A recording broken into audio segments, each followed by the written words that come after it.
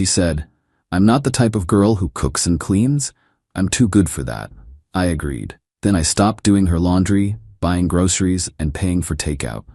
After a week of wearing the same outfit and eating ramen, she was begging me to stop being petty. I said, "I'm disrespecting your standards." I, 28 male, guess I should have seen the red flags earlier. Been with Jess, 26, for about 8 months, living together for the last 3.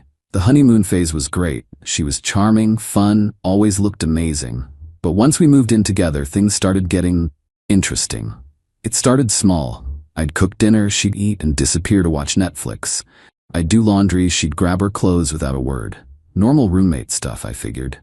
We both worked full-time, so I didn't mind picking up slack here and there. Then came the conversation. Last Tuesday, I asked if she could help with dinner since I had a late meeting. "Babe, you know I don't cook. That's not really my thing." "Yeah, but maybe just something simple, or we could cook together?" Suddenly serious? "Look, I need you to understand something. I'm not the type of girl who cooks and cleans. I'm too good for that. That's just beneath me." Stunned. "Beneath you?" "I have a degree. I work in marketing. I didn't go to college to become someone's housewife. If you wanted that kind of girl, you should have dated someone else." "I'm not asking you to be a housewife. I'm asking for basic partnership. I cook and clean too." "That's your choice. Some of us have higher standards for ourselves." The entitlement hit me like a truck. Not that she couldn't cook, lots of people can't, but that she was too good for basic adulting? While eating the food I cooked, wearing the clothes I washed, in the apartment I paid 70% of because she needed money for her lifestyle? Me, you know what? You're absolutely right. See, I knew you'd understand. No, I mean you're right that you're too good for cooking and cleaning, so I'll stop doing yours? What? Me, I'm just respecting your standards. Wouldn't want to insult you by doing things that are beneath you. She laughed it off, probably thinking I was joking. I wasn't. Wednesday morning, I got up early, made myself breakfast, packed my lunch, and left. Jess texted around noon. "Jess, hey, did you pack my lunch? Can't find it." "No, that would be beneath you." Seriously? Just respecting your standards. That evening, I cooked myself a nice steak dinner. Jess came home to find me eating alone. "Where's mine?" "Didn't make you any. Cooking is beneath you, remember?" "Don't be ridiculous. What am I supposed to eat?" Me, whatever you want, just not anything that requires cooking or cleaning. She ordered takeout. With her own money for once. Thursday was laundry day. I gathered my clothes, did my wash, folded everything neatly. Her overflowing hamper sat untouched.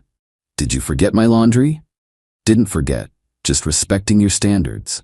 This is so petty. Petty would be doing things you're too good for. I'm being respectful.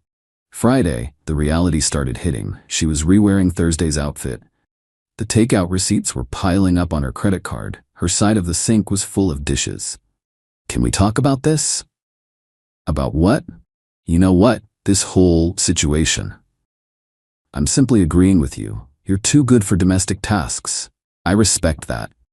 I didn't mean you should stop doing them for me." "Oh, so you're too good to do them, but I'm not?" Saturday morning, I went grocery shopping. Bought my stuff, meal prepped for the week. She watched from the couch. "Just, aren't you getting stuff for both of us?" "Why would I? You don't cook. What would you do with groceries?" "I need food. Uber Eats exists." By Sunday, she was starting to crack. Same outfit for 3 days now, living off overpriced delivery. Her credit card was maxed from a week of ordering every meal. This is financial abuse. I'm paying my share of rent and utilities. How is that abuse? "You always bought groceries before." "Yeah, when I thought we were partners. But partners don't think they're too good to contribute." Monday morning, she tried a different approach. Came out in one of my clean shirts. "That's mine. I don't have clean clothes." "Then do laundry?" "You know I don't do laundry." "Then buy new clothes, or wear dirty ones? Your choice." She wore the dirty ones. Update 1, day 10. The situation escalated in ways I didn't expect. I thought Jess would cave after a few days, maybe apologize or at least do her own chores. Nope, she doubled down hard. Tuesday, she called in sick to work. Why? because she couldn't find anything professional to wear. Her boss wasn't thrilled. Then she tried weaponizing social media. Wednesday, I woke up to notifications. She'd posted on Instagram, "When your boyfriend becomes financially abusive because you're an independent woman who won't be his maid." Toxic masculinity hashed financial abuse. The comments were interesting. Some of her friends were supportive, but others asked questions. Wait, what happened? How is he being abusive? Girl, doesn't he pay most of the rent? She deleted the post after an hour. Thursday, her mom called me. Patricia was always something. Patricia, what's this? I hear about you starving my daughter? Hi, Patricia. I'm not starving anyone. Jess has money and can buy her own food. She says you won't let her eat. That's not true. I just stopped cooking for her after she said cooking was beneath her. That's not what she told me. What did she tell you? That you're being controlling and abusive. Patricia, your daughter told me she's too good to cook or clean. I'm simply respecting that boundary. She said what now? Apparently Jess hadn't shared that detail. Patricia hung up after mumbling something about talking to Jessica. Friday was when things got really interesting. I came home to find Jess's friend Mara, 27F, in our apartment. Mara was basically Jess 2.0. Also believed in being above domestic work. Also had a boyfriend who did everything. You need to stop this power trip. Me? What power trip? Jess is suffering. She's wearing the same clothes for days. There's a washing machine right there. You know she doesn't do that. Then that's her choice. Real men take care of their women. Real partners contribute equally. Equally? She contributes by being with you. Do you know how many guys want her? Then maybe one of them can do her laundry. Mara called me some names and left. But here's the kicker. She later texted me privately. Is this why Derek has been acting weird lately? Did you talk to him? I hadn't, but apparently Derek was reconsidering things after hearing about our situation through Mara. Oops. Saturday. The ramen era began. Jess's credit cards were maxed. She'd been ordering 2 to 3 meals a day at $20–30 each. Do the math. She discovered the only thing she could afford was instant ramen from the corner store. Jess, I'm eating ramen. Are you happy? Your dietary choices are my concern. I can't live like this. Me, sure you can. You're too good for cooking, remember? Ramen doesn't require cooking, just hot water. This is insane. How long are you going to keep this up? Keep what up? Living according to your standards? Indefinitely. Sunday, she tried the waterworks. Full sob fest on the couch. I just sob. Don't understand. Sob why you're being so mean. I'm not being mean. I'm being respectful of your boundaries. What boundaries? That you're too good for basic life tasks. I didn't mean it like that. How did you mean it? I just meant I don't like. Go on. Stop being such an for respecting what you explicitly told me? Monday morning, day 10. She'd now been rotating between 2 outfits for a week. The apartment reeked from her dirty dishes. She'd called in sick 3 times. Her diet was 90% ramen, 10% whatever snacks she could afford. But the best part? She still wouldn't admit she was wrong. Still wouldn't just do a load of laundry, or cook an egg, or wash a dish. The entitlement was that strong. Then came the text that changed everything. Jess, my mom is coming to stay with us for a few days to help out. She'll be here Thursday. Oh, this was about to get very interesting. Update 2. The mother-in-law invasion. Patricia arrived Thursday afternoon while I was at work. I came home to a spotless apartment, the smell of home cooking, and Jess lounging on the couch in clean clothes. Patricia was in the kitchen doing dishes. Oh good, you're home. We need to talk. Sure, Patricia. This needs to stop. Whatever point you were trying to make, you've made it. I'm not trying to make a point. I'm respecting your daughter's explicitly stated boundaries. She's learned her lesson. Has she? Jess, have you learned something? From the couch, I've learned you're petty and childish. Doesn't sound like it. Patricia spent the evening trying to mediate. Her version of mediation was explaining how Jess was raised to have high standards and how I should be grateful to have such a beautiful, educated woman. I'm educated too. I have standards too. One of them is having a partner, not a dependent. She is your partner. partners contribute. She explicitly told me she's above contributing to household tasks. That's not. She didn't mean. Mom, I told him I'm not the type to cook and clean. Yes, but what? Either she meant it or she didn't. If she meant it, I'm respecting it. If she didn't, then she lied. Friday morning, I woke up to Patricia cooking breakfast. For Jess, not for me, which was fine. I made my own as usual. This is ridiculous. In my day, men took care of women. In your day, women didn't claim to be too good for basic life skills while demanding someone else do them. You're twisting her words. I'm literally using her exact words. Saturday, things escalated. Derek, Mara's boyfriend, called me. Bro, what did you start? What do you mean?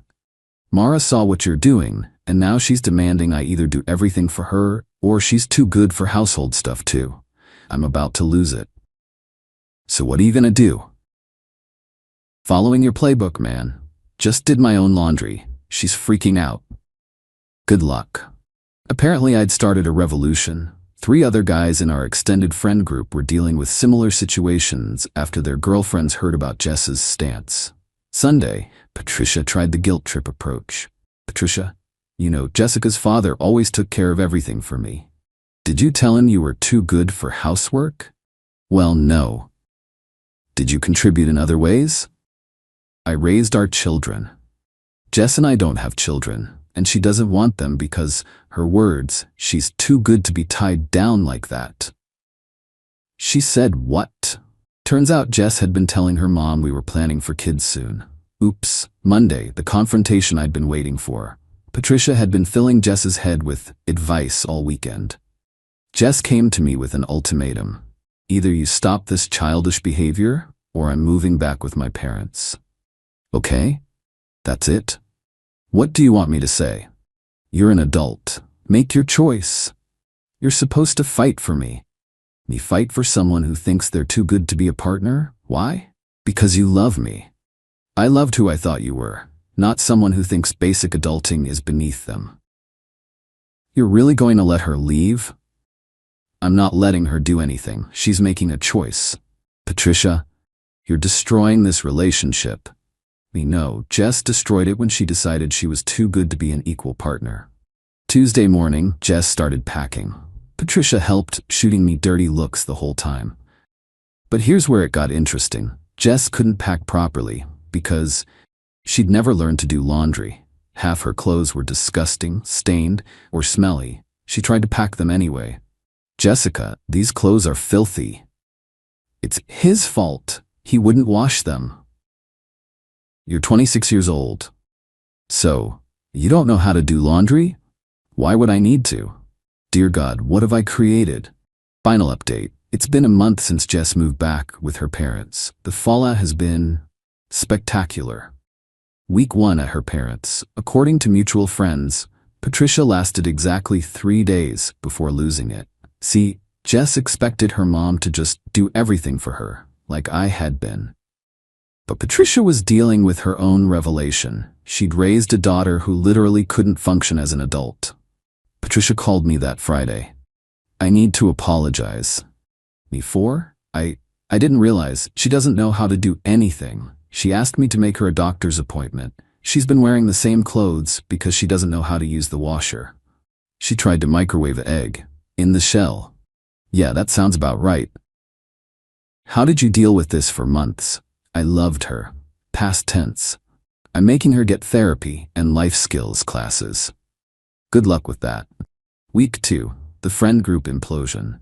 Remember Derek? He stuck to his guns. Mara moved out after he refused to cave. 2 other couples split. Our friend group divided into 2 camps. The partners should be equal camp, and the real men provide everything camp. Guess which camp was thriving and which was full of single people? Jess tried to organize a girls' night with her supporters. It failed because none of them could figure out how to host. Seriously. One girl said her apartment was too messy because her ex wasn't cleaning anymore. Another couldn't cook anything for the group, and Jess obviously couldn't host from her childhood bedroom at mommy's house. Week 3. The job situation. Remember how Jess called in sick multiple times and showed up looking disheveled when she did go? Yeah, her performance review was brutal. She was put on a performance improvement plan. But without me packing her lunches, doing her laundry, and ensuring she had professional clothes, she couldn't keep up. She texted me, "I might lose my job. Are you happy now?"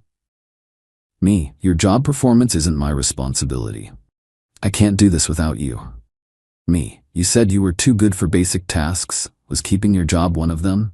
She was let go by week 4. Week 4, the dating apps. Oh yeah, she went there. Created profiles talking about wanting a real man who knows how to treat a queen. The responses were not what she expected. Turns out, advertising that you won't cook, clean, or take care of yourself isn't attractive. Who knew?